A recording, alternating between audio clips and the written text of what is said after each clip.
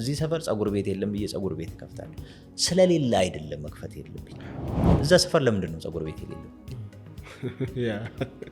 ምናልባት እዛ ሰፈር ያለው ሰው ሁሉ ጸጉሩ መላጣስ ቢሆን አይ በቃ ሰው ቲክቶክ ላይ ነው ተጥሎ የሚውለው።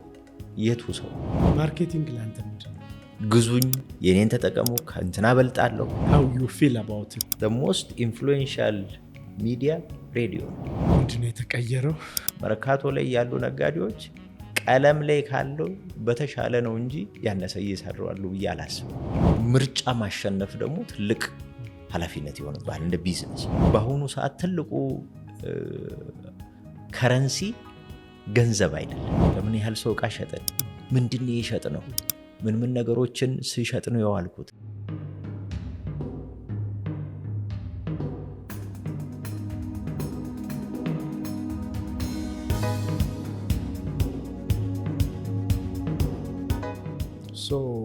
መግደላን አጠገቤ አምጥቼ መቼም ስለ ማርኬቲንግ ሳታወሩ ስለ ግል ብቻ አውርታችሁ አክቹዋሊ ስለ ግልም የተወራው ስለ ማርኬቲንግ ነው። ግለሰብ ክህሎቶቹ እንዴት ለገበያ ዋጋ እንዲኖራቸው ማድረግ ይችላል። ግን አሁን ደግሞ ተቋማትም ኢትዮጵያ ውስጥ ብዙ ፈተና ውስጥ እያለፉ ነው። አንተም ብዙ ተቋማት ጋር አብረህ እንደምትሰራ ያለውና ትንሽ እስኪ ምን አይነት ፈተናዎች ላይ ናቸው አሁን ያሉ ተቋማት?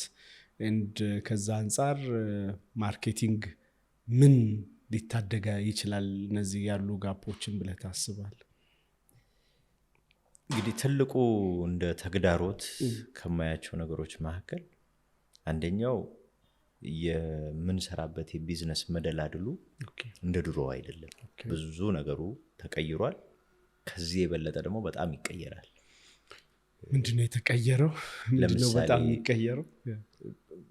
የፕራይቬታይዜሽን እንቅስቃሴውን ስንወስደው ከ1983 ወዲህ ያሉትን እንቅስቃሴዎች ብትወስድ በመንግስት ይመሩ ተቋማት የነበሩ ተቋማት ወደ ግል ሲዞሩ ቢዝነስ የሚሰራበት መንገድ ቀይሮታል። ለምሳሌ የማተሚያ ድርጅቶች፣ የቢራ ተቋማት በጣም ብዙዎቹ ከመንግስት ወደ ግል ሲመጡ እነኚህ ተቋማት ይመሩበት የነበረው መንገድ ተቀይሯል።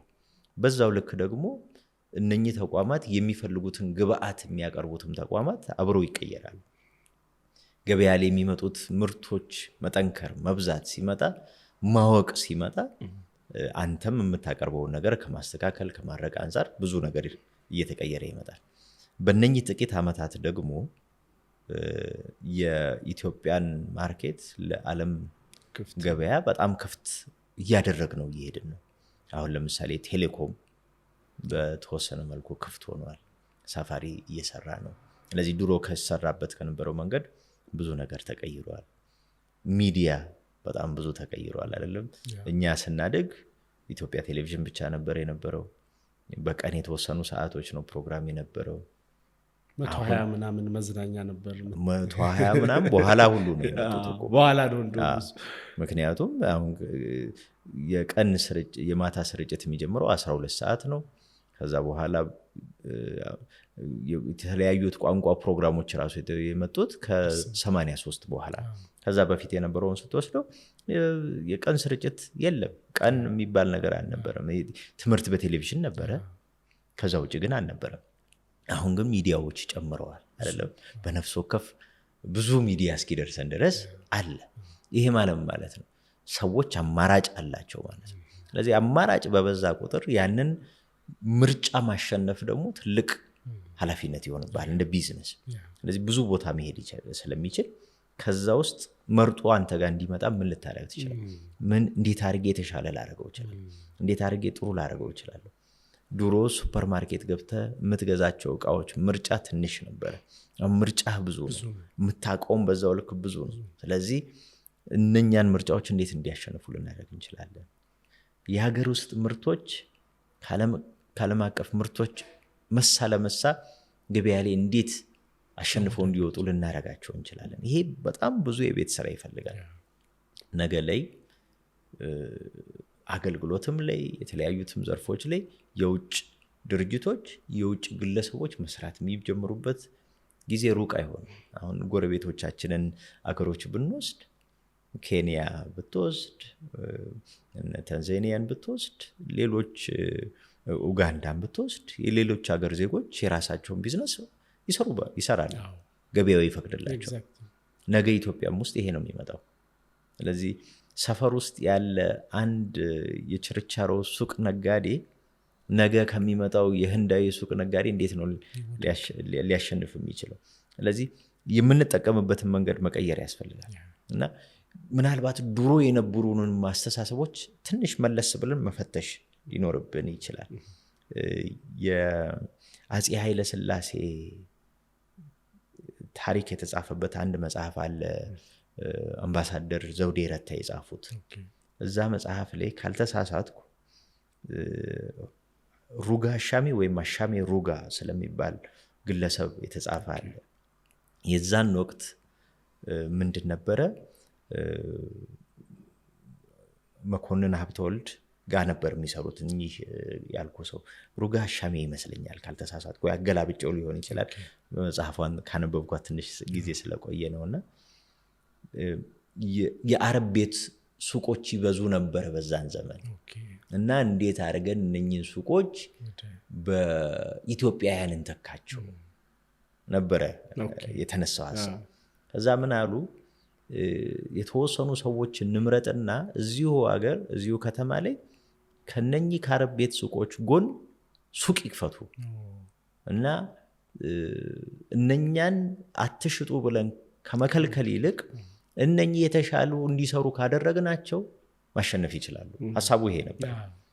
ከዛ አንድ 40 የሚሆኑ ከጉራጌ አካባቢ ሰዎች ይመጣሉ እና እንደውም ሩጋ አሻሜ ከዛ አካባቢ የመጡ ሰው ስለነበሩ እኔ ይሄንን ሀሳብ ካመጣው የሱን ወገኖች ደገፈ ባላለሁ፣ ግን እነኚህ ሰዎች በስራቸው ስለሆነ እርሶ ሀሳቡን ያቀርቡ ይሉና መኮንን ሀብተወልድ ይህን ሀሳብ ያቀርባሉ። በዚህ መልኩ ወደ 40 የሚሆኑ ሰዎች ይመጣሉ፣ ሱቅ ይከፍታሉ፣ ጎን ለጎን ያለ ከአረብ ቤቶቹ ጎን። ስለዚህ ይሄ ተፈጥሯዊ ወደ ሆነው ነገር እንሄዳለን። ስትሄድ በቋንቋ የምትግባባው ሰው እቃ የሚሸጥልህ ከሆነ ከዛኛው ትመርጠዋለህ። ስለዚህ የአረብ ቤት ሱቆቹ ገበያ ሺፍት ማድረግ ጀመረ ማለት ነው። ከአረብ ቤቶቹ ወደ ሀገርኛው ምርቶቹ ምኖቹ ተመሳሳይ። በዚህ መልኩ ነው አሸንፈው መውጣት የቻሉት። ስለዚህ አሁን በዛን ወቅት የነበረውን አመለካከት ብንወስደው መከልከል፣ ማስወጣት ምናምን በሚለው አይደለም፣ መወዳደር፣ በልጦ መገኘት። ስለዚህ አሁንም ቢዝነሶቻችን ወደዚህ አመለካከት መምጣት መቻል አለባቸው። ደንበኛውን አሁን ጥናት ምናምን የምንለው እዚህ ጋር ይመጣል። አሁን እነኚህ ሰዎች ሱቆቹን ሲከፍቱ በሚገባው ቋንቋ ሊሸጥለት የሚችል ሰው፣ ስለዚህ ደንበኛውን መረዳት ጋር ነው የመጡት። ስለዚህ አረብ ቤቶቹ እኮ ይሸጣሉ፣ ግን ቋንቋ ገና ናቸው። አንዳንዶቹ ይችላሉ። ከየመን የመጡ ነበሩ፣ ከአርመን የመጡ ነበሩ፣ ከተለያዩ አረብ ሀገሮች መጥተው ሱቅ የነበራቸው። እኔ አሁን ልጅ እያለሁ እና አያቴ ሱቅ ሄዳችሁ እቃ ግዙ አይደለም ትለን የነበረው፣ አረብ ቤት ሄዳችሁ እስቲ እቃ ግዙ ነው የሚባለው። አረብ ቤት ነበር የሚባለው አይደለም። ምክንያቱም ሱቅ የሚለውን ሱቅም ትክክለኛ አረብኛ ነው፣ ግን የሳልንበት መንገድ በዛኛው መንገድ ስለነበረ ነው። እና እነኚህ መነሻዎችን እንውሰድና በዚህ ዘመንስ ምንድን ነው የሚጠበቅብን ነው። ነገ ላይ ቢዝነሶቻችን ይህን ያህል ተፎካካሪ ነው የሚሆኑት፣ ይህን ያህል ፈተና ያጋጥማቸዋል። ድሮ እንደለመድነው ታጥኖ መሸጥ አያዋጣም። በቃ ጠዋት ላይ እመጣለሁ፣ ሱቄን አስተካክላለሁ፣ ቁጭ ብዬ መጠበቅ፣ ይሄ ነገ የሚያሻግረን የቢዝነስ አካሄድ አይደለም። ስለዚህ መውጣት አለብኝ ማለት ነው። ቁጭ ብዬ ጠባቂ መሆን የለብኝም። አሁን እነኚህ አረብ ቤቶቹን ለማሸነፍ የተፈጠሩት የአገር ውስጥ ሱቆች በወቅቱ የጉራጌ ሱቅ ነበር የምንለው፣ ይሄ አቅም ስለነበረ ነው አይደለ? እነኚህ ሱቆች ያሸነፉት ግን ሰውን መያዣ መንገድ ዱቤ ተጀመረ አይደለም። እኔ እናቴ ስታወራ አሁንም ትዝ ይለኛል። ሱቅ ሄጄ ከረሜላ ይሰጠኝ ነበር ትላለች። እቃ ስትገዛ በቃ እንኳን መጣሽ ገዛሽ። ስለዚህ ነገ ላይ የት ሱቅ ትሄዳለች እቺ ልጅ አይደለ? አሁን እቺ ልጅ የምለው እንግዲህ እናቴን ነው አይደለ? እሷ ልጅ ሆነ ያለፈችበት ምንድን ነው ያደረጉት እነኚህ ሰዎች? ኢንሴንቲቭ ሞዴል ነው አየህ የተጠቀሙት። ማርኬቲንግ ላይ ሴልስ ፕሮሞሽን የምንለው ማለት ነው አየህ። በትምህርት በቀለም ባይማሩትም በተግባር ኖረውታል። እኔ አሁንም መርካቶ ላይ ያሉ ነጋዴዎች ቀለም ላይ ካለው በተሻለ ነው እንጂ ያነሰ እየሰራሉ ብዬ አላስብም። እውቀቱ አለ፣ በተግባር የመጣው እውቀት ግን አሁን እነሱን እንዴት አድርገን እናዘምናቸው? ከነገው ጋር ፈተናቸው እነሱ አሁን ትልቁ ፈተና የሚሆነው አንደኛ እጅ ላይ ያለን ሀብት አለመረዳት ትልቁ ፈተና ይሄ ነው ብዬ ነው የማስበው። ሀብት ስልህ በአሁኑ ሰዓት ትልቁ ከረንሲ ገንዘብ አይደለም፣ ዴታ ነው፣ መረጃ። ስለዚህ የደንበኞቻችንን መረጃ በአግባቡ እንይዛለን ወይ? በቀን ስንት ሰው መጥቶ ጠይቋል? ምን ያህል ሰው ሸጥን? ለምን ያህል ሰው እቃ ሸጥን? ምንድን የሸጥ ነው? ምን ነገሮችን ስሸጥ ነው የዋልኩት? ነገ ላይ የትኛውን ባመጣ ያዋጣኝ? ይሄ በግርድፉ በጣም ብዙ ያልተማረ የምንለው ነጋዴ ግን በእውቀት የበለጸገው ነጋዴ ያደርገዋል። ግን ምን አይደለም አልተደራጀም። መዝገብ ኖሮን ተደራጅቶ ስናደርገው ብዙ ነገሮች ይቀየራሉ። ስለዚህ ዴታ ቤዝድ ማርኬቲንግ የምንለው ያንን ዴታ ወደ ኢንሳይት እንቀይረዋለን።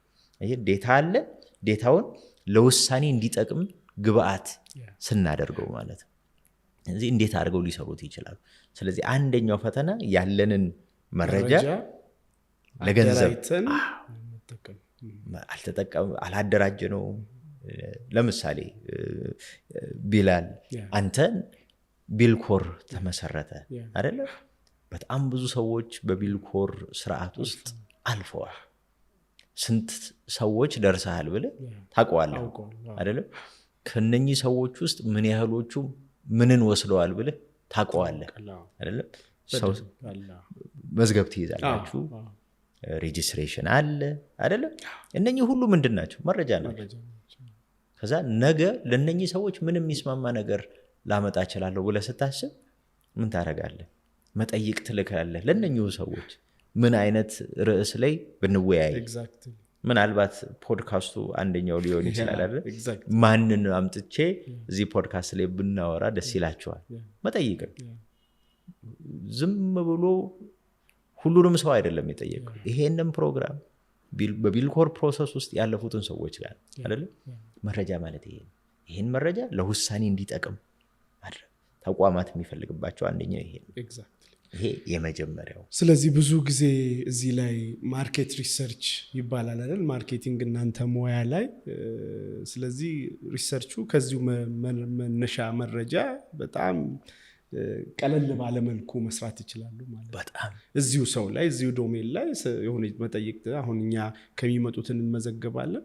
የተወሰነ ሰው ጋር ወስደን ቀለል ባለመልኩ ምንድነው አሁን ቻሌንጃችሁ፣ ምን አይነት ነገር ስልጠና ያስፈልጋቸዋል እንዲህ በሚል በመጠየቅ በዛ መልኩ እንቀርጸዋለን። ኦልሬዲ የሚፈልገው ላይ ስለሆነ የምትሰራው የመምጣት እድሉ ከፍተኛ ነው የሚሆነው። እዚህ ላይ የሚጨምረው ነገር አንዳንድ ጊዜ እኔ ስለወደድኩት ብቻ መሆንም የለበትም። እኔ ልወደው ይችላል፣ ገበያው ካልፈለጉ ምን ጥቅም አለው አይደለም? እንደ ጥሩ ምሳሌ ከምጠቅሳቸው መካከል ሰዎች የየራሳቸው አመለካከት ሊኖራቸው ይችላል። እርግጥ ቃና ቲቪ ወደ ኢትዮጵያ ማርኬት የገባበትን መንገድ ስትወስደው የሚዲያ ኢንዱስትሪውን የሜንስትሪም ሚዲያ ኢንዱስትሪውን ሰብሮ ነው የገባው። ለምን ሰብሮ ገባ? ብዙ ሰው መጠየቅ ያለባቸው እሱ ይመስለኛል። መስበሩ ሰውን ወደ ቃና ቲቪ ማዞሩ አይደለም፣ እንዴት እንዲዞሩ አደረገ። እኔ እዛ ላይ የነበሩትን የተወሰኑ ሰዎች በአጋጣሚም አግኝቼ ለተማሪዎቼም ተሞክሯቸውን ሲነግሩ ስለሰማሁ ነው። ቤት ለቤት ከ3000 ቤት ላላነሰ ሰው ጋር እየሄዱ ጥናት አድርገዋል። ምን ቲቪ ታያላችሁ? ምን ፕሮግራም ታደምጣላችሁ? ሪሞት የሚይዘው ማን ነው? ስንት ሰዓት ላይ ነው ሪሞት ቅብብሎሽ የሚካሄደው? በየቤታችን 2 ሰዓት ላይ ሪሞት ቅብብሎሽ ይካሄዳል አይደለ? እሱን ሁሉ መረዳት። ይሄ ለምን ይጠቅማል? ምን አይነት ፕሮግራም ይዤ በመጣ ያስኬደኛል? ምን ሰዓት ነው ሰው ቲቪ ተነስቶ ከማየት ተነስቶ የሚሄደው? ስለዚህ የምታጣበትንም ሰዓት ታየዋለህ። ማስታወቂያ ሲመጣ ሰው ምን ያደርጋል? ይሄን ያደርጋል። ስለዚህ እሱ እንዳይሆን ምን ላድርግ? ይሄ ሁሉ የጥናት ውጤት ነው። እኔ ቃናን እንዲያሸንፍ ያደረገው ይሄ ነው። ሪሰርች ላይ ማርኬት ሪሰርቹን ተረድቶ ነው የገባው። ልክ ይሄንን ሁሉም ሰው ሊያደርገው ይችላል። የቃና ያህል 3000 ቤት ጋር ላይደርስ ይችላል። ግን እንደው የሚመጡት ደንበኞች አሁን ለምሳሌ መርካቶ የጣቃ ጨርቅ የሚነግድ ነጋዴ ሊሆን ይችላል። ደንበኛ ይመጣል አይደለም? እቃ ሊገዛ የሚመጣው ደንበኛ የት ሰምተህ መጣ? አንድ ጥያቄ ነች። ይሄ ለምን ይጠቅመናል? ነገ ላይ ምናልባት ይሄ ሰው የመጣው ገሌ ነግሮኝ እንትና ተጠቅሞ ምናምን ሊል ይችላል። እኔ እዚህ ጋር ገንዘቤን በቲቪ ማስታወቂያ ሊያወጥቸው ሊሆን ይችላል። ስለዚህ የቲቪ ማስታወቂያ ሳይሆን እየሰራ ያለው ሪኮመንዴሽኑ ነው። ስለዚህ መጥቶ የሚገዛውን ሰውዬ ዲስካውንት ብሰጠው ነገ ለሌላ ሰው ይነግርልኛል። ለመጥቶ ለሚገዛው ሰውዬ የሆነ ነገር ብጨምርለት ብዙ ሰው ያፈራልኛል። ስለዚህ የማርኬቲንግ ኤፊሽንሲህን ኢፌክቲቭነስን በጣም በብዙ መልኩ ያሳድግልሃል ማለት። ዝም ብለህ ብር ስላወጣህ አይሆንም። የምታወጣት ነገር ሪሊ ሪተርን አላት ወይ፣ የቱ ጋር በተኩስ ነገሩን መምታት ይችላለሁ የሚለውን ያው መረጃ አንዱ ጥቅሙ ጥናት ይሄ ነው። አሁን ደግሞ ለምሳሌ ሁሌ እንደምሳሌ ለተማሪዎች የመማነሳው ነው። እዚህ ሰፈር ዳቦ ቤት የለም ብዬ ዳቦ ቤት እከፍታለሁ። እዚህ ሰፈር ፀጉር ቤት የለም ብዬ ፀጉር ቤት እከፍታለሁ። ስለሌለ አይደለም መክፈት የለብኝ። አንደኛ እዛ ሰፈር ለምንድን ነው ፀጉር ቤት የሌለው? ሁለተኛ እዛ ሰፈር ያለ ሰው የት ነው ፀጉሩን የሚሰራው? ምናልባት እዛ ሰፈር ያለው ሰው ሁሉ ፀጉሩ መላጣስ ቢሆን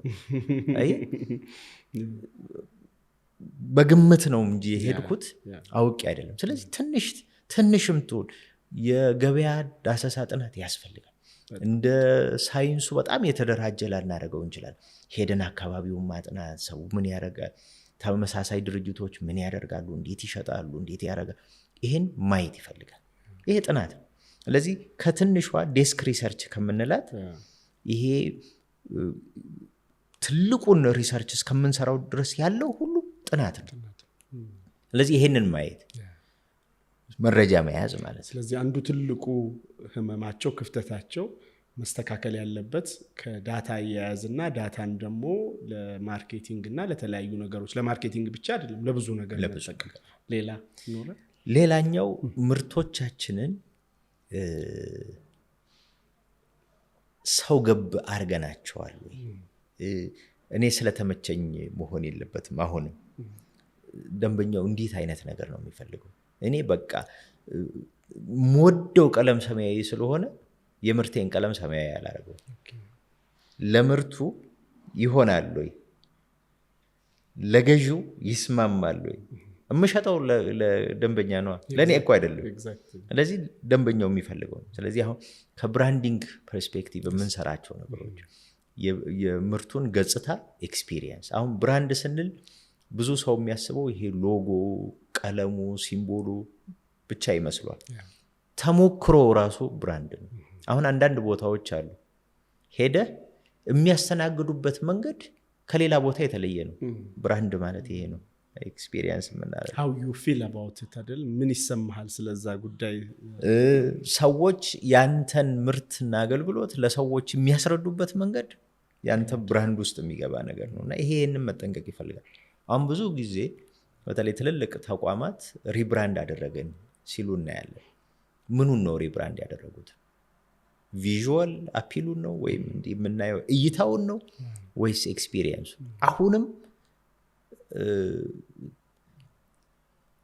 ተሰልፌ አሁንም እንዳላስፈላጊ እንደ ሸክም እየተቆጠርኩ የምስተናገድበት ቤት ሎጎና ቀለሙን ስላስተካከለ ሪብራንድ አላረገም። ኤክስፒሪየንሴ ገና ነዋ። ስለዚህ እሱን መቀየር ይፈልጋል። ስለዚህ አንደኛው ከዚህ ጋር የተገናኙትን ነገሮች እንዴት አድርጌ ነው የምሰራው? ዘመን የዋጀ አድርጌዋለሁ ወይ? ጊዜውን የዋጀ አድርጌዋለሁ ወይ? ኢትዮጵያዊ ካልቸር ምን ሸጠው ከጊዜው ጋር አብሮ የሚሄዱትን ነገሮች ማየት ያስፈልጋል። ከሱ ጋር ተያይዞ ደግሞ አሁን የደንበኛ አያያዛችን ላይ በደንብ መሰራት አለብን። አሁን ለረጅም ጊዜ ካስተመር ሰርቪስ እንላለን። አሁን ከሱ አልፈን ተሻግረን ከስተመር ኤክስፒሪየንስ ማኔጅመንት፣ የደንበኛ ኤክስፒሪየንስ ምን ይመስላል?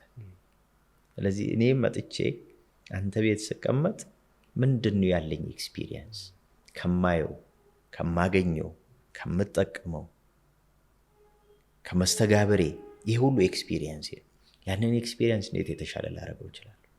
ቢዝነሶች ይሄን መጠንቀቅ አለባቸው። ከገዛ ገዛ ካልገዛት ሆ ካለ ነገ ለምን ትመጣለህ? ነገ ለምን ለሌላ ሰውስ ትመክረዋለህ? እኔ ስሙን አልጠቅስልህም። ፒያሳ ጋር አንድ ጫማ ቤት ነበር። አሁን ያው ባለው እንቅስቃሴ ስለሌለ ያ ጫማ ቤት የሚሸጠው ሰውዬ ሲመቸው ነው የሚሸጠው። ማለት አይነሳም። ራሱ ሰው ሲመጣ ደንበኛ ሲመጣ አይነሳም። ጫማ ስለ እዛ ጋር አለልህ። ጠዋት የሚሸጥበት መንገድና ከሰዓት የሚሸጥበት መንገድ አንድ አይነት አይደለም። አሁን ለኔ እንደዚህ ሆኜ ከሆነ ቢዝነስ የምሰራው ብዘጋው መርጣለሁ። ቢዝነሱን የምከፍተው ለኔ አይደለም። አንድ ሰው ቢዝነስ ብሎ ለደንበኛ ብሎ ቢዝነስ ከከፈተ ያ ቢዝነስ የኔ አይደለም፣ ለደንበኛው ነው የተከፈተው። ግን አንድ ጥያቄ ልጠይቅህ። እናንተ ማርኬቲንግ ላይ ብዙ ስትራቴጂዎችን ታነሳላችሁ። አንዱ ስኬርሲቲ መፍጠር ነውና እኛ ሀገር ላይ ያሉ እንትኖች አንዳንድ ድርጅቶች ያንን ሜካኒዝም አሁን ባልከው መልኩ ላይሆን ይችላል፣ ግን ስኬርሲቲ በመፍጠር ላይክ የለም በማለት ደንበኛው ሲሄድ አልቋል በማለት ውድ እንደሆነ ለማሳየት በመጠቀም ሄዱት እንዴት ታያቸዋል? ይሰራል። ይሄ ምንም በማርኬቲንግ ብቻ ሳይሆን ግለሰብ እንደ ግለሰብ ሁሌ የምትገኝ ስትሆን ሰው የሚሰጥህ ቫልዩ እና እንደው በቀጠሮ 4-5 የሚያገኝ ሲሆን የሚሰጥህ ቫልዩ አንድ አይነት አይደለም። ይሄ ተፈጥሯዊ ነው። ይሄንን ግን ሰው አእምሮ ውስጥ እንዴት አድርገህ ነው የምትስለው ነው ትልቁ ነገር። አሁን የለም ትንሽ ነው የተመረተው፣ በዚህ ጊዜ እናደርሳለን ሪስፔክትፉል በሆነ ወይ። ስለዚህ ይሄ በማንቋሸሽ በማራቅ ከኔ ውጪ ሌላ አታገኙም በሚለው መሆን ሳይሆን ፕሪስቲጅ የሚለውን ይሄ ትንሽ ከፍ ያለ ልዕልና ውድነት ያለው ነገር መፍጠር ከሚለው አንጻር ለምሳሌ የምንከፍትበት ሰዓት ሊሆን ይችላል፣ የምንዘጋበት ሰዓት ሊሆን ይችላል፣ ሁሌ ክፍት ላይሆን ይችላል። ኤንሪኮ ጥሩ ላለመጥረስ አንዳንድ ጊዜ ጥሩ ከሆኑ መጠቀስ አለባቸው። ኤንሪኮ ጠዋት የሚሰራበት ሰዓት አለ፣ ከዛ ዝግ ነው። ሰው ተሰልፎ ነው የሚገዛው። ሌላ ቦታ ኬክ ሳያገኝ ቀርቶ አይደለም፣ ግን እዛ ቤት የፈጠርነው ተሞክሮ ሰዎች ላይ የፈጠረው ስሜት አለ አይደለም። ያንን መጠቀም መቻል ግን ስንጠቀሙ ሰውን አንቋሸን አውርደን ዝቅ አድርገን መሆን ሳይሆን የኔን ቫልዩ አጉልቼ በማሳየት ሊሆን ይችላል። ስለዚህ ቢዝነሶች የደንበኞችን ኤክስፒሪየንስ እንዴት ነው ማኔጅ ማድረገው? አራተኛው ሪሌሽንሺፕ ማኔጅመንት። ይሄ እንደ ግለሰብም እንደ ቢዝነስም ይሰራል። ለምሳሌ ደንበኞቻችንን ነገ በምንድን ነው የማገኛቸው? መረጃ ካለኝ ያ መረጃ የሚጠቅመኝ እንዴት አላልንም? በቃ የደንበኞች የምደርስበት መንገድ ያስፈልጋል። ምርቴን ለነሱ ሳስተዋውቅ የማስተዋውቅበትስ መንገድ እንዴት ነው? ሪሌሽንሺፕ ኦሪየንትድ ነው ወይ ወይም ግንኙነት ያተኮረ ነው ወይስ ሽያጭ ያተኮረ ነው? አሁን በጣም ብዙ ምርቶች ገበያ ላይ አይተህ ከሆነ በተለይ ይሄ የዓለም አቀፍ ደረጃን የጠበቁ የምንላቸው ግዙኝ የኔን ተጠቀሙ ከእንትና በልጣለሁ ማለት ጋር አይደሉም። ያንተን ተሞክሮ ያንተን እሴት ተረድቼ እሱ ላይ ነው የምሰራው። አሁን በቅርቡ አንድ ያየሁት የናይክ ጫማ ማስታወቂያ ነበርና ምንድነው ማስታወቂያው? ስፖርት ሲሰሩ አይደለም ሲሮጡ አይደለም ማስታወቂያው፣ ከደረጃ ላይ ስትራፖ የያዛቸው ሰዎች ቀስ ብለው ሲወርዱ ነው የሚያሳየው። እና ከሁሉም እንቅስቃሴ ጀርባ ይሄ ፔን እንዳለ ይገባናል፣ አብረናችሁ። ይሄ ነው ማስታወቂያ። ጫማውን ግዙ አላሉ፣ የኛ ትጥቅ ከሁሉ ይበልጣል አላሉ። ካንተ ጋር እንዴት አድርጌ ነው ልግባባ የምችለው? ያንተን እሴት ጋር ነው የሄዱት። ከአንተ ኢሞሽን እሴት ጋር ቀጥታ ሪሌሽንሺፕን የፈጠሩ። ስለዚህ ይሄንን ስናደርግ ከግዙኝ ከኔ ውጭ የለም እንዲገዙኝ አናደርግ እያልኩ አይደለም፣ ግን ምን ላይ ነው የምናተኩረው? እሱ ላይ በደንብ መስራት መቻል አለብን። ስለዚህ ደንበኛውን በደንብ በተረዳ ነው ቁጥር የትኛው ጋር ነው የኔ እምቅ አቅም ሊወጣ የሚችለው ብለን ማሰብ። ለምንድን ነው እንደዚህ መጨነቅ ያለብን? ነገ ላይ ቅድም እንዳልነው የኢትዮጵያ ገበያ ለዓለም ክፍት ይሆናል። የተለያዩ ድርጅቶች ይመጣሉ። እንደው በቀላሉ ብንወስድ ባንኪንግ ሴክተሩ በቅርቡ ከሚከፈቱት መካከል ነው። ኦልሬዲ ህጉ ስለወጣ ማለት ነው። ነገ የሚመጡት ባንኮች እኛ ጋር ያሉትን ባንኮች አጥፈው ቀጥቅጠው እንዳያስወጡብን የምናደርግበት መንገድ ምንድን ነው? አሁን በምንሄድበት መንገድ የምንሄድ ከሆነ ስጋት ላይ ነን ያለን። ሀቅም እያወራን ማውረት ስላለብን የዓለም አቀፍ ሆቴሎቹ ሲመጡ እንዴት የአገር ውስጥ ሆቴሎችን እንዳስቸግሩ አይተናል አይደል? አቅም ስላላቸው የአሰራር ስርዓታቸው፣ የደንበኛ እያያዛቸው ምናምን ሰውን ይቀይረዋል። ልክ እንደዚህ ባንኮቻችንን መቸገር የለባቸውም። ነገ ላይ ትምህርት ተቋማት እንደዚህ ይሆናል። ነገ ላይ ሕክምና ተቋማቶቻችን ይሄ ይፈጠራል አይደል? ያ እንዳይሆን ምን እናደርግ? ስለዚህ ሰራተኞቻችን ላይ መስራት አለብን። ብቃት ላይ መስራት አለብን። ተፎካካሪነታችን ላይ መስራት አለብን። ደንበኛ የምንይዝበት መንገድ ላይ በደንብ መስራት አለብን። ቢዝነስ አዝ ዩዥዋል ይባላል። እንደለመድ ነው ሁሌ አይደለም። ሁሌ ፋሲካ የለም ይባል የለ? በቃ ሁሌ ፋሲካ የለም። ዛሬ አዲስ ቀን ነው። ስለዚህ የዛሬ 10 ዓመት ጥሩ ከነበርኩኝ ዛሬ ጥሩ ነኝ ማለት አይደለም። ምናልባት የአስተማሪ ምሳሌ ልጠቀም። እኛ ሃይስኩል ስንማር ለሁለት ይከፈላል፣ ኖርማል ክላስ እና ስፔሻል ክላስ። ኖርማል ክላስ ሁሉም ገብቶ የሚማርበት ነው። ስፔሻል ከየክፍሉ ከአንድ እስከ 3 ይወጡት ይመረጡና ስፔሻል ክላስ ይገባል። ኖርማል ክላስ ላይ አንደኛ ስለወጣሁኝ ስፔሻል ክላስ ላይ አንደኛ ወጣለሁ ማለት አይደለም። አሁን እንደሱ አድርገን ቢዝነሶቻችንን እናስብ። ወደ ስፔሻል ክላስ እየገባ ነው። በቃ ግሎባል ማርኬት ላይ አይደለም የምንገባው፣ በቃ የተመረጠው ነው የሚገባው። ስለዚህ እዛ ውስጥ ስንገባ ራሳችንን ደግሞ በዛው ልክ ማሳደግ አለብን ማለት ነው። እነዚህ እዚህ ላይ በቃ ለሰፈሩ አንደኛ ልሆን ይችላል። ለሰፈሩ አንደኛ ሆኜ ስሰራ ቆይና እዛ ሰፈር አንድ አገሩን ቀጥ አድርጎ የሚሰራ ተቋም መጣ። መፎካከር ካልቻልኩኝ ከገበያ እወጣለሁ ማለት ነው። አሁን ለዚህ ሁሉ መሪው በጣም ወሳኝነት አለው ማለት ነው። አሁን የምንለውን ድርጅት ለዚህ ዝግጁ እንዲሆን ኢንቨስትመንትም ይፈልጋል አይደለ? ገንዘብ ይፈልጋል። ማርኬቲንግ ፕሮፐርሊ መስራት፣ ማርኬት ሪሰርች መስራት፣ ሰራተኞቹን ማብቃት፣ ዳታቤዝ እንትን ማለት በባዶ አይመጣም። የሆነ ነገር ዋጋ ስትሰጠው ነው ለዛ ነገር። ግን እስካሁን የተወሰኑ ድርጅቶች ካልሆኑ በስተቀር ልምምዱ የለም። ለምን ይሸጣል፣ ገንዘብ ይገኛል እና አላስፈላጊ ወጪ ማውጣት ለስልጠና ለእንደዚህ ምናምን ወጪ ማውጣት ለምን ብዬ ይልሃል። እና አሁን የመሪዎች ድርጅትን የሚመሩ ሰዎች የተወሰነ ማይንድ ሴት መለወጥ አለበት ማለት ነው አሁን ያልከኝ ከሆነ። እና አንድን ድርጅት የሚመራ ሊደር ወይ ኦርጋናይዜሽናል ሊደር ኦኬ አሁን እኔ የሚመጣብኝ ከውጭም ይከፈታል፣ የሀገር ውስጡ ውድድሩም ቀላል አይደለም።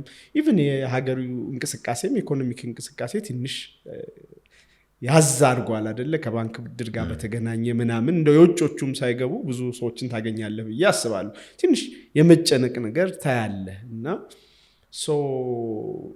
ምን አይነት ለውጦችን ላምጣ ቢል እንደ አንድ ድርጅት የሚመራ ሰው ድሮ በፋሚሊ ቢዝነስ ቅድም እንዳልኩ ሰዎች መጥቶ ይገዙታል፣ ገበያው አለ፣ የመሸጥ ችግር የለበትም። እና አሁን የመሸጥ እንትኑ ሲቀንስ፣ የውጮቹ ኮምፒት ሊያደርጉ ሲመጡ፣ የኢኮኖሚክ እንትኑ በተወሰነ መልኩ ሲቀዛቀስ፣ በእንዲህ አይነት ኢንቫይሮንመንት ውስጥ እንዴት ቅድም ኮምፒቲቲቭ ሆኖ መውጣት ይችላል፣ እንዴት ማርኬቱን ማስፋት ይችላል ብሎ ቢጠይቀን ለአንድ መሪ ምን በተለይ ከማርኬቲንግ ፖይንት ኦፍ ቪው ኢንጀነራል ደግሞ ከኦርጋናይዜሽናል ሊደርሺፕ ፖይንት ኦፍ በእኔ አስተሳሰብ ሊደርሺፕ እና ማርኬቲንግ በጣም ግንኙነት አላቸው ብዬ አስባለሁ። እሱም ላይ ሀሳብ እንድሰጥ አንድ ቦታ ላይ ሳነብ ያለውን ሰው ዘነጋው።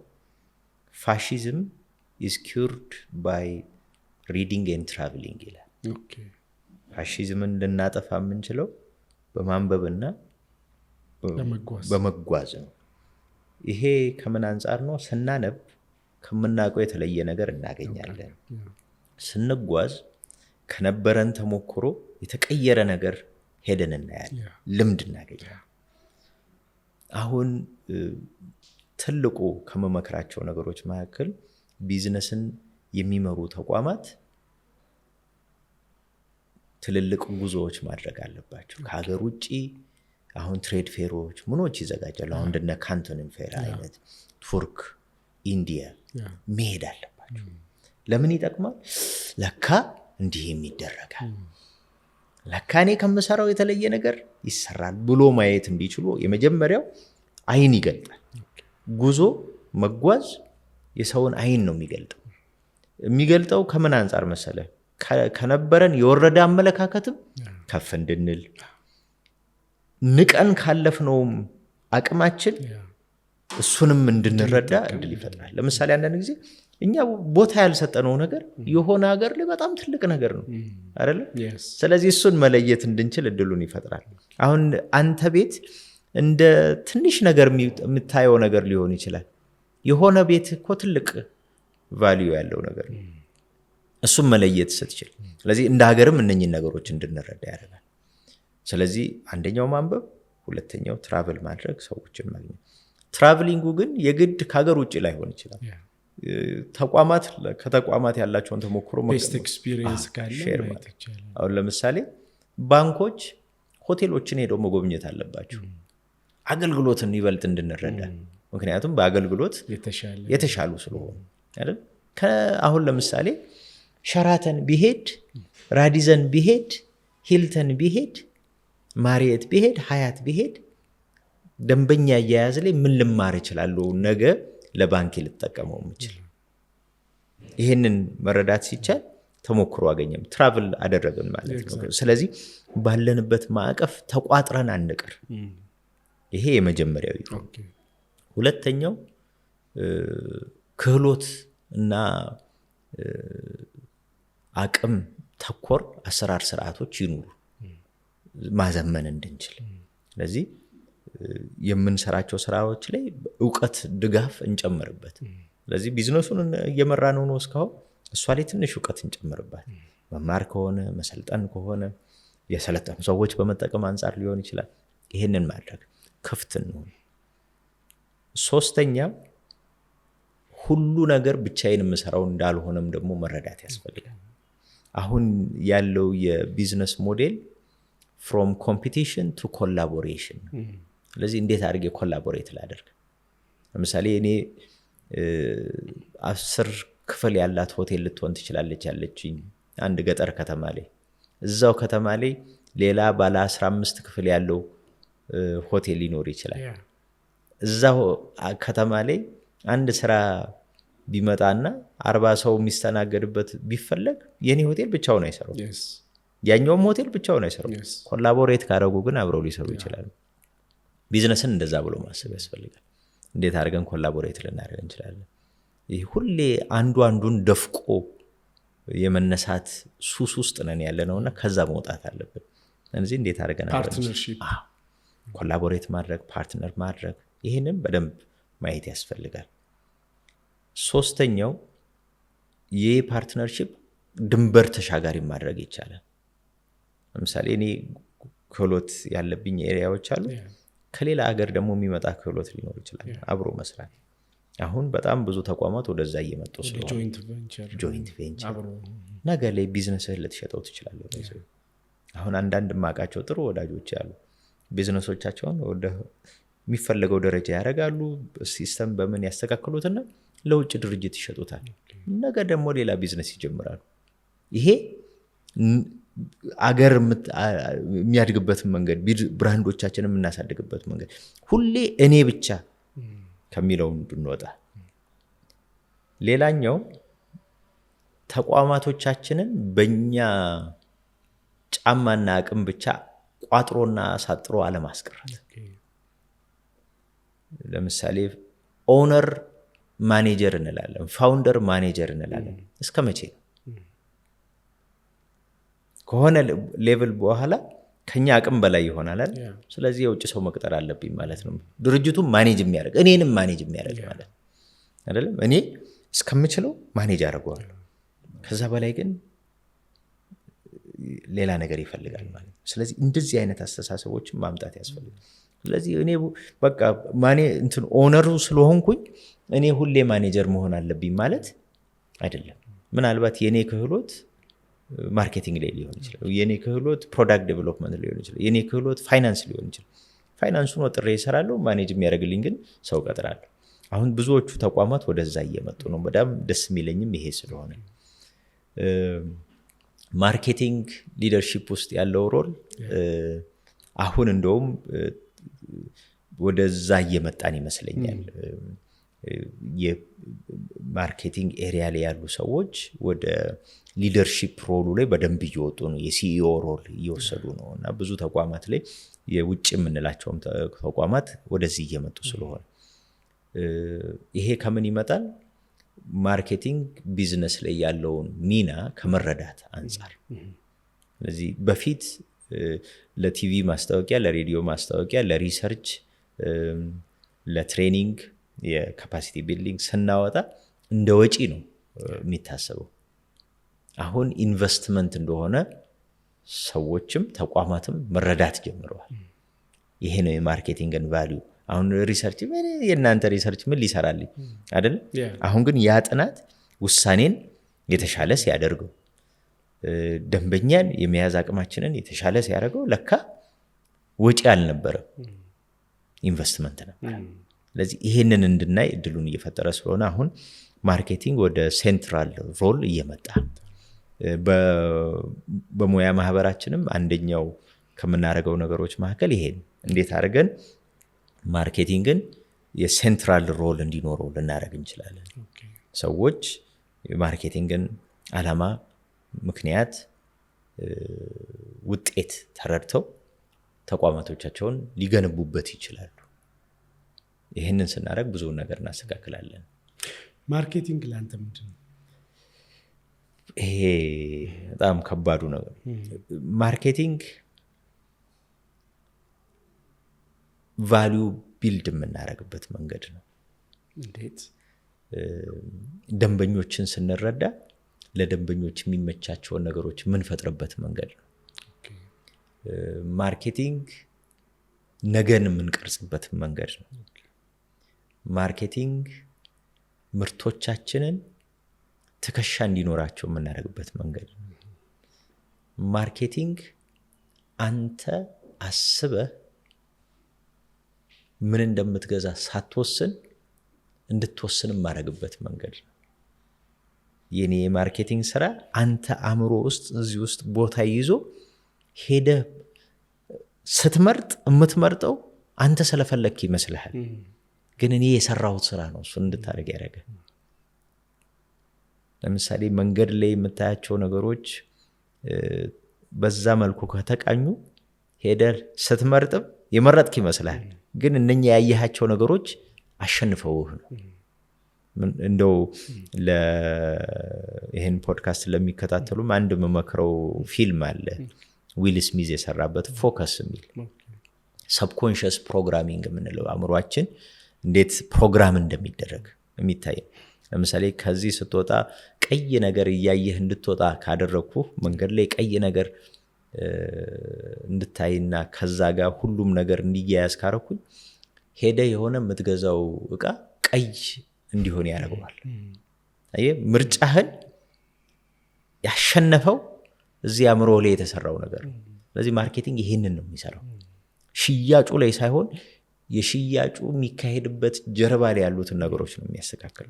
አንተን ለምሳሌ የምትገዛው ነገር ልብህን እንዲያሸንፈው ማድረግ ከፈለኩኝ ምን አይነት ቅርጽ ልጠቀም፣ ምን አይነት ቀለሞችን ልጠቀም፣ ይሄ ማርኬቲንግ ነው የሚሰራው።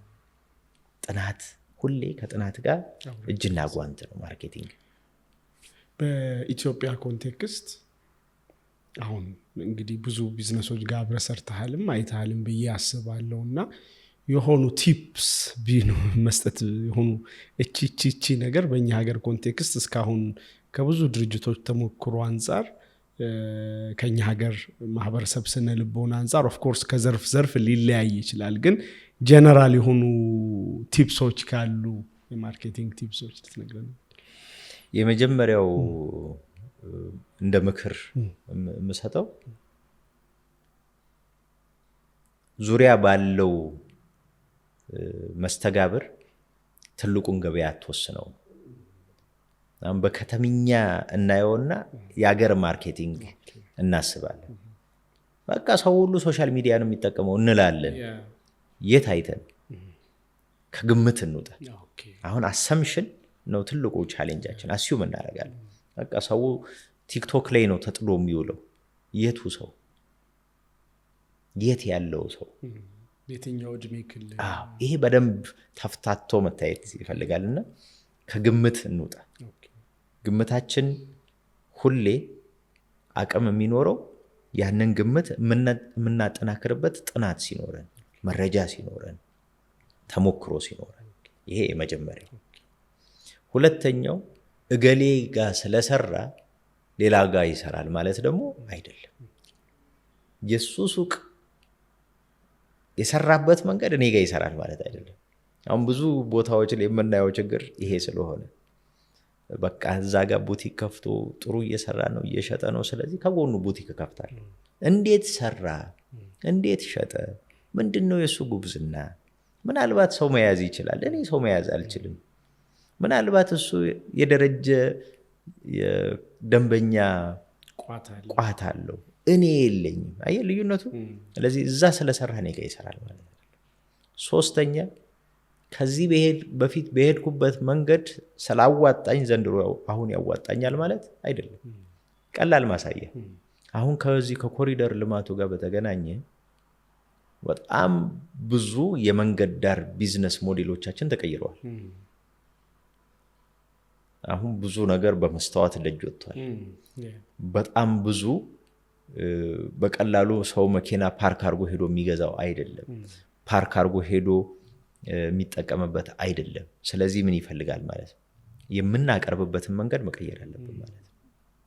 ድሮ አልፎ ያጅ ደንበኛ እናገኝ ነበረ። አሁን አልፎ ያጅ ደንበኛ የማናገኝበት መንገድ ውስጥ ልንመጣ ነው። ካዛንቺስ የስቴሽነሪ አካባቢ ነበር አይደለም? ስለዚህ የስቴሽነሪ ሳስብ ካዛንቺስ ሄድና መደዳውን 1 2 3 ቤት ገዝቼ ሄዳለሁ። አሁን እነኚህ ሱቆች ፎቅ ላይ ወጥተዋል። መርካቶ ድሮ በመደብ ይሸጥ የነበረ ሚጥሚጣና ቁንዶ በርበሬ አሁን ታሽጎ ሼልፍ ላይ መቀመጥ ጀምሯል። መንገድ ተቀይሯል። መቀየር አለብን ማለት አይደለም? ይሄ መቀየር ሁሌ አእምሯችን ማሰብ መቻል አለበት። በዛው ልክ ደግሞ ነባራዊ ሁኔታውን ማንበብ፣ መረዳት፣ ከሱ ጋር ራሳችንን ማስታረቅም ስለሚያስፈልግ ማለት ነው። አሁን በዋና ዋና መንገዶቹ በኮሪደር ልማት በተሰራባቸው ሳልፍ አያለሁ። አንዳንድ ቦታዎች ባዶ ናቸው። አንዳንድ ቦታዎች ሰው አለ። ለምንድን ነው ያለው? ምን ስላረጉ? እኔ እንዴት ላረግ እችላለሁ? እንዴ ድሮ እኮ ሰው ይመጣ ነበር፣ እንዴት ሰው አይመጣም? ደረጃው መግቢያ ይመቻል ወይ? ከሌለ ሜቢ ለቴካዌይ ቢዝነስ ማስተካከል አለብኝ ማለት ነው አይደለ? ስለዚህ ብዙ ነገሮችን ቆም ብሎ ማየት ይፈልጋል። ስለዚህ ትላንት ስለሰራ ዛሬ ይሰራል ማለት አይደለም። ዛሬ ሌላ ቀን፣ ዛሬ አዲስ መንገድ ይፈልጋል። ከዛ ደግሞ ጊዜው ምን ይፈልጋል? ይህን ማየት ያስፈልጋል። አሁን ቴክኖሎጂ ማሰብም መጠቀምም ስላለብን ነው። ቴክኖሎጂ ወደድንም ጠላንም ቢዝነሳችን ውስጥ አለ። ሁለት ነገሮችን ኢ ቢዝነስ የምንለው አለ፣ ኢ ኮሜርስ የምንለው አለ፣ ኢ ማርኬቲንግ የምንለው አለ። ኢ ቢዝነስ ሲሆን ኤሌክትሮኒክስን ተጠቅመን ቢዝነሳችንን ስንሰራ ማለት ነው። ቴክኖሎጂን ተጠቅመን ቢዝነሱን ስንሰራ። ኢ ኮሜርስ ስንል የኤሌክትሮኒክ ፕላትፎርሞችን ተጠቅመን ንግዱን ስናካሂደው ማለት ነው፣ ትራንዛክሽኑ። ከዛ ኢ ማርኬቲንግ ሲሆን ደግሞ የማርኬቲንግ ስራዎቻችንን ቴክኖሎጂን ተጠቅመን ስንሰራ ማለት ነው። ለምሳሌ ዴሊቨሪ ቢዝነስ ስንሰራ አፕ እጠቀማለሁ፣ ኢ ማርኬቲንግ ውስጥ ገባ ማለት ነው። እኔ አምራች ነኝ፣ ኢንቬንተሪ ይኖረኛል፣ ስቶክ አይደለም። ስቶክ ማኔጅመንት ሲስተም ቢልድ ሳደርግ ኢ ቢዝነስ ነው የሰራው። ለእኔ ነው የሚጠቅመኝ፣ ለከስተመሩ ሳይሆን ለእኔ ነው የሚጠቅመኝ። ኢ ቢዝነስ ኢንዋርድ ሉኪንግ ነው፣ ወደ ተቋሙ ነው የሚያየው። ስለዚህ እንዴት አድርጌ ቴክኖሎጂ ስራዬ ውስጥ ልጠቀመው እችላለሁ? አሁን ቅድም የሰሚናስን እዚህ ጋር መልሼ አመጣዋለሁ። ቴክኖሎጂ የሚጠቀም ቢዝነስ፣ በቴክኖሎጂ ራሱን እያበለጸገ የሚመጣ ቢዝነስ ቴክኖሎጂ የማይጠቀመውን ቢዝነስ ነው የሚያሸንፈው። ቴክኖሎጂው ሳይሆን ያሸነፈው የሚጠቀመው ድርጅት ነው እያሸነፈ የሚሄደው። እንዴት ነው የምጠቀመው? የደንበኞቼን ዳታቤዝ እንዴት አድርጌ ነው የምጠቀመው? የግድ በጣም መርቀቅ የለበትም። ኤክሰል መጠቀም ሊሆን ይችላል። በኤክሰል ሺት እንዴት አድርጌ የደንበኞቼን ዳታቤዝ ይይዝበታል? አሁን እሱ ደግሞ ማይክሮሶፍት ወደ ኤአይ ያሳድጎልናል። እንዴት ኢንተግሬት አደርገዋለሁ? ፕሪዲክሽን እንድሰራ፣ ፕሮጀክሽን እንድሰራ፣ በጣም ብዙ ነገሮች ስላሉ፣ ስለዚህ በጣም ብዙ የምንጠቀምባቸው ቴክኖሎጂዎች ስላሉ እንዴት አድርጌ ኢንተግሬት አድርጌ ልጠቀማቸው? በጣም ትንሽ ተቋም፣ የማስታወቂያ በጀት የሌለኝ፣ ክሪኤቲቭ ነገር የምፈልግ ሊሆን ይችላሉ። አንድ አፕሊኬሽን ካንቫ በመጠቀም ፖስተሮች ልሰራ ይችላሉ። ስለዚህ ለማስታወቂያ ድርጅት ለመክፈል አቅም የለኝም፣ ግን ያንን የሚጠቀም አንድ ሰራተኛ ቢኖረኝ ሰራተኛውም ቫልዩ ያገኘ ማለት ነው፣ ለድርጅቱም አሴት ይሆናል ማለት። እንደ ድርጅት ደግሞ ካንቫን እንዴት የምሸጠው አውትፑት ላይ ተጠቃሚ ሊሆን ይችላል። ስለዚህ ቴክኖሎጂ ወደድንም ጠላንም እለት ተዕለት ግብአታችን ነው የሚሆነው። አሁን ቻትጂፒቲ ልንል እንችላለን፣ ዲፕሲክ እንላለን፣ ሚድዌይ፣ በጣም ብዙ አሉ። ከጊዜው ጋር አብረው የሚመጡ የእኛን አቅም ሊያጎሉብቱልን የሚችሉትን መጠቀም በጣም አስፈላጊ ነው። ስለዚህ እንደ ቢዝነስ የትኛው ብጠቀም ያዋጣኛል? ስለዚህ ኤአይ ጋር ሮጣችሁ ሂዱ እያልኩ አይደለም፣ ግን እኔ ካለሁበት የቢዝነስ አንጻር ምን ብጠቀም ትንሽ ከምሰራበት እልፍ ልል ይችላል። እዚህ ወደ መጨረሻ እየሄድን ነው እና ዲጂታል ማርኬቲንግ ቨርሰስ ዘ ኮንቬንሽናል ማርኬቲንግ ላይ ብዙ የሚባሉ ነገሮች አሉ። ላይክ አይ ኮንቬንሽናሉ ብዙ ይሄ ማስ ሚዲያ ላይ ምናምን የሚደረገው አይነት ማርኬቲንግ አሁን አውትዴትድ ነው፣ ዲጂታሉ ግን አሁን በቀሱ ነው ዘወይ የሚባሉ ነገሮች አሉ እና እንዴት ታየዋለህ ከኢትዮጵያ አንጻር ስፔሲፊካሊ? እኔ ቅድም ወዳልኩት ጋር ነው የምመለሰው። አሁን ማን ነው ደንበኛ? ይሄ ማለት እኔ የምሸጠው የአረም መድኃኒት ቢሆን፣ ገበያዬ ገጠር ቢሆን እንዴት ብዬ ነው ሶሻል ሚዲያው ሊጠቅመኝ የሚችለው? ገበሬው ያንን ሚዲያ እንደማይጠቀም ካወቅኩኝ ምንም ሊጠቅመኝ አይችልም።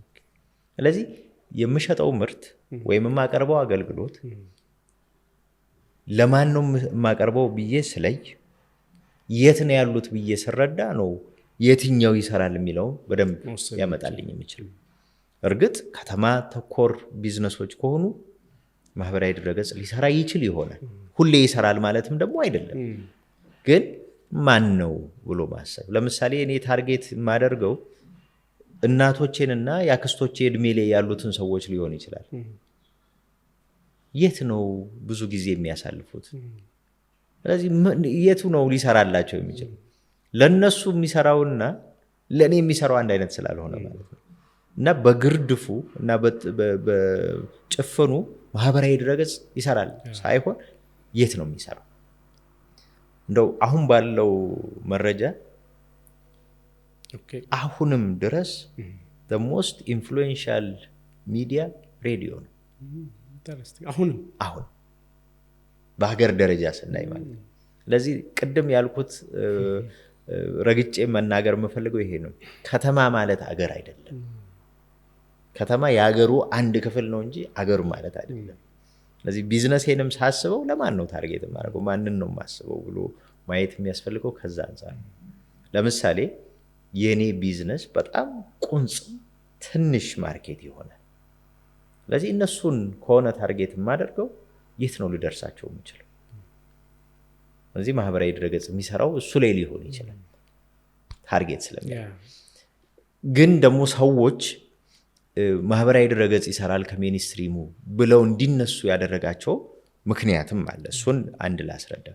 ለምሳሌ በማህበራዊ ድረገጽ በዲጂታል ማርኬቲንግ ሶሻል ሚዲያ ማርኬቲንግ ተጠቅመን ስንሰራ ማን እንዳየው የት እንዳየው ስንት ሰዓት እንዳየው ስንቴ እንዳየው መረጃ አለኝ በቲቪ በሬዲዮ በጋዜጣ በመጽሔት በቢልቦርድ ማስታወቂያ ብናገር መልእክቴን ባስተላልፍ ማን እንዳየው እርግጠኛ አይደለሁም ስንቴ እንዳየው እርግጠኛ አይደለሁም የት ጋር እንዳየው እርግጠኛ አይደለሁም መቼ እንዳየውም እርግጠኛ አይደለሁም ስለዚህ መረጃ የለኝም ይሄ ስለሌለኝ ኮንቨርዥን ሬቱን መረዳት አልችልም ስለዚህ ሪተርን ኦን ኢንቨስትመንት እንለዋለን አይደለም ቲቪ ላይ ለማስታወቂያ 2 ሚሊዮን አውጥቼ ከሆነ ከ2 ሚሊዮኑ ምን ያህሉ በሽያጭ ተተርጉሞ መጥቷል የሚለውን ማረጋገጫ ስለሌለኝ እቸገራለሁ ለዛ ነው ደንበኞች እኛ ጋር ሲመጡ ከየት ሰማችሁ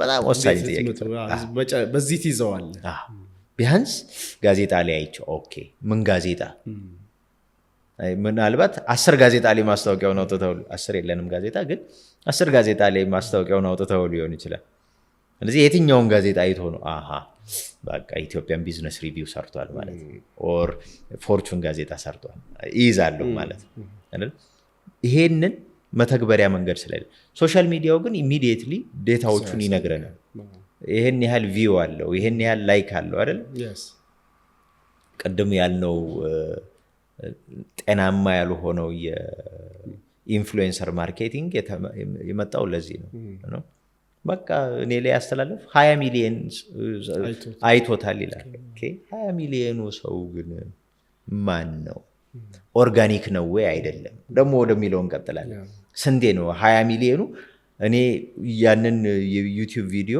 10 የገብቻ አይቼው ሊሆን ይችላል እኔን እንደ አንድ ነው የሚመዘግበኝ ወይስ እንደ 10 ነው የሚመዘግበኝ ኦርጋኒክ ይሄንን በደንብ ዴታ አናሊስቶች አሉ የሚሰሩት አሁን ያሉት ወጣት ልጆች ብዙዎቹ ዲጂታል ማርኬቲንግ ሶሻል ሚዲያ ላይ የሚሰሩት ይሄን ነው የሚያደርጉት በቁጥር አድርገው ያስቀምጡታል ከዚህ አንፃር ነው እንግዲህ ብዙ ሰው ሶሻል ሚዲያ ነው የሚሰራው የሚለው ግን ይሄም ምን ይፈልጋል የትኛው ማዕቀፍ ላይ ነው ይሄንን በደንብ በተነን ስናየው እኔ ከማመርተው ምርት ከምሰጠው አገልግሎት አንፃር የትኛው ቴንክ ዩ መግደላ መጨረሻ ማለት የምትፈልገው ኤኒ ከማርኬቲንግ ጋር የተያያዘ ሊሆን ይችላል ኤኒቲንግ ለአንተ እድሉን ልስጥህና ያው ብንቀጥልም መቀጠል እንችላለን ሳየው ግን ለአንተ እድሉ እንደው ያነሳነውን ሀሳብ እንደው በወፍ በረር እንደው ነካ አድርገን እንሄድ ነው ብዙ ሰው በየቤቱ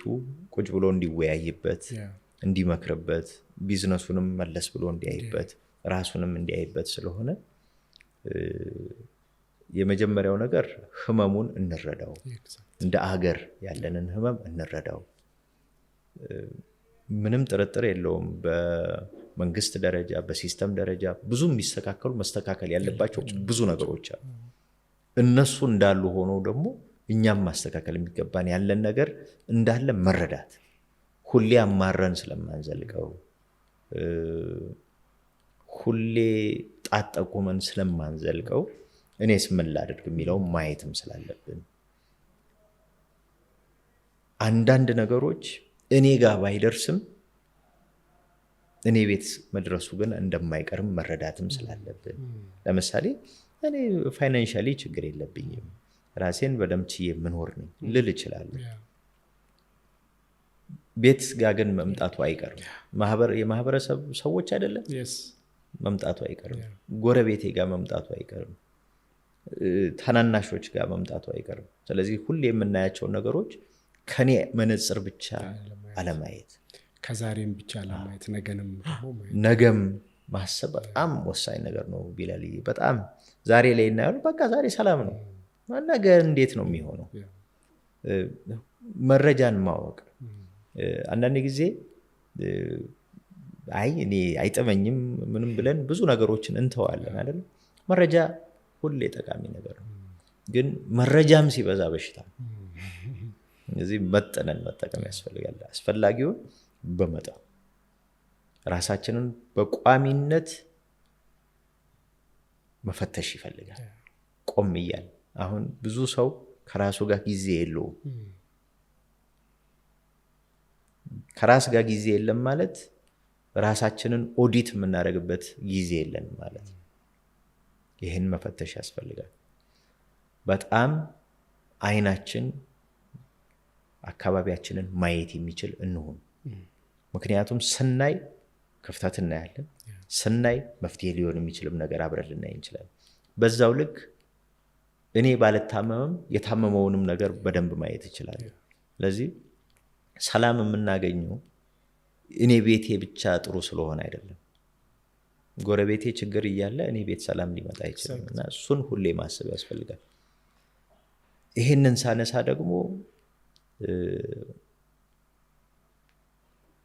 በስርዓት ውስጥ ያሉት በመንግስት ስርዓት ውስጥ ያሉትም ሰዎች ደግሞ እንዲህ አይነት ፖድካስቶችም ያያሉ ይሰማሉ ብዬ ተስፋ አደርጋለሁ እና አንዳንድ ጊዜ እንደምንመራቸው ሰዎች ራሳችንን ማየት አስፈላጊ ነገር ነው። ስለዚህ ወረድ ብዬ ስለዚህ እኔ መንግስት የሰጠኝን ፎር ዊል ድራይቭ መኪና እየነዳሁ ሁሌ የሚሄድ ከሆነ እስቲ አንድ ቀን በታክሲ ሄጄ ልየው። የሰውን ፔን ካልተረዳው የማስተዳድረውን ማህበረሰብ ልረዳ አልችልም። አንድ ማሳያ ሸገር ሬዲዮ ጣቢያ ላይ ማንን ምን እንጠይቅሎ የሚባል ፕሮግራም አለ። በጣም ወደው ፕሮግራም ነው። ግርማ ፍስሐ ይባላል የሚያዘጋጀው እና እዛ ፕሮግራም ላይ አንድ ልጅ ያላገባ ለማውጣት ክፍለ ከተማው ጠፋኝ። አንድ ክፍለ ከተማ ቀበሌ ውስጥ በጣም ይቸገራል እና በጣም ማለዳ እየመጣ ካልተሰለፈ ምን ካላለ አያገኝም እና ይሄንን ቅሬታውን ነው የሚያቀርበውና እንደው የሚመለከተው ሰው ይጠየቅልኝና መልስ ይላል። የውልና ማስረጃ የኩነቶች ዋና ኃላፊውን ይጠይቃል ግርማ እዛ ፕሮግራም ላይ እና እስቲ በቃ እኔም ሄጄ አጣርቼ መፍትሄ ያመጣል ብሎ እና ይሄ ኃላፊ ምንድን ያደረገው ልጁ የተናገረውን ነገር ወሰደና እሱም ሌሊት ሄደ እንደ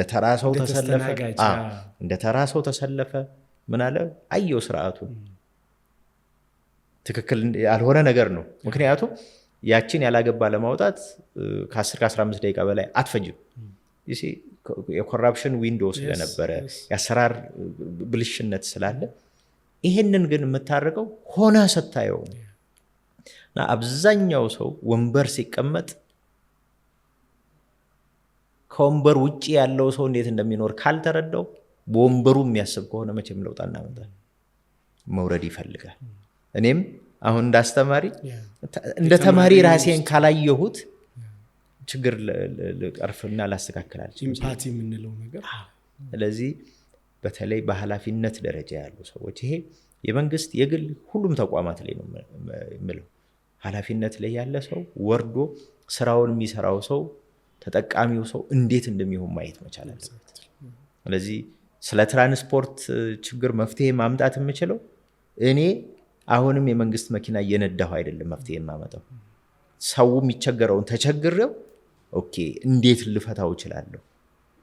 የትምህርት ስርዓቱ ላይ ችግሩን ልቀርፈው የምችለው ልጆቼን ዓለም አቀፍ ድርጅቶች እያስተማርኩኝ ብቻ አይደለም አይደል? ስለዚህ እንዴት አድርጌ ላስተካክለው ብሎ ሁሌ መፈተሽ ራስን እዛ ቦታ ላይ መክተት ያስፈልጋል። ይሄ ነው ዕለት ተዕለት የሚኖሩትን ትንንሽ ህጸጾች ሊያርቅልን የሚችለው። እሷን ስናርቅ ራሳችንን አርቀን ሳይሆን ሆነን ራሳችንን ምሉ አርገን ሳይሆን ስህተት የምንሰራ ሰዎች እንደሆነን አስበን ራሳችንን ፍጹም አርገን ሳይሆን ክፍተት ያለን ግን ከሰዎች ጋር በመተባበር የተሻለ ነገር እንደምናመጣ በማሰብ ለውጦች ይመጣሉ ብዬ አስባለሁ። በቃ ባልቀጥል ደስ ይለኛል። በጣም ጥሩ አድርገህ ጨርሰዋል። ስለነበረን ቆይታ በቢልኮር ቤተሰብ ኮሚኒቲ ስም በጣም አመሰግናለሁ። አይ ሆፕ በሌላ ፕሮግራም ተመልሰን ተገናኝተን እንጫወታለን ብዬ ተስፋ አድርጋለሁ። ቴንክ ዩ ቬሪ ማች። እኔም በጣም አመሰግናለሁ ቢላልዬ። ቢልኮር ይሄን ያህል አድጎ ይሄን ያህል በስሎ እንደዚህ ተጽዕኖ መፍጠር የሚችል መድረክ ፖድካስት መሆን ሳይ በጣም ነው ደስ የሚለኝ። አንተንም ደግሞ ከልጅነትህ ማቀህም ሰው ስለሆን እንዲህ ትልቅ ቦታ ላይ ደርሰህ ራስህንም ኮሚኒቲህንም ማህበረሰቡም ውስጥ ቀና ተጽዕኖ የምታመጣ ሰው ሆነህ በማየቴ በጣም በጣም ደስ ብሎኛል። በቀጣይ እንግዲህ ይጠቅማል የምንለውን ሀሳብ የምናጋራበት ቦታም ስለሆነ እንዲሁ ሲኮረኮረኝ አንተም ጠርተኸኝ ብቻ ሳይሆን እኔም ሀሳብ አለችኝ ብዬ በጣም አስምርባት እንዳትረሳ። ስለዚህ ደውልና ይሄን ነገር ማቅረብ አለብን ብለህ ጠይቀኝ፣ ቤትህ ነው። ስለዚህ ቢልኮር ፖድካስት የአቶ መቅደላም ፖድካስት ነው። ኤኒታይም። እግዚአብሔር ያክብርልኝ። ቴንክ ዩ በጣም